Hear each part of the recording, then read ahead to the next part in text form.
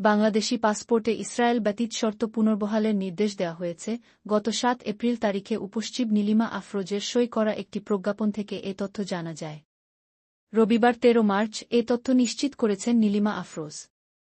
উপসচিব নীলিমা আফরোজের সই করা ওই আদেশে বলা হয়েছে, উপরোক্ত বিষয়ের পরিপ্রেক্ষিতে যথাযথ প্রক্রিয়া অবলম্বন করে পূর্বের ন্যায় বাংলাদেশি পাসপোর্টে ইসরায়েল ব্যতীত শর্ত পুনর্বহালের প্রয়োজনীয় ব্যবস্থা গ্রহণের জন্য নির্দেশক্রমে অনুরোধ করা হল।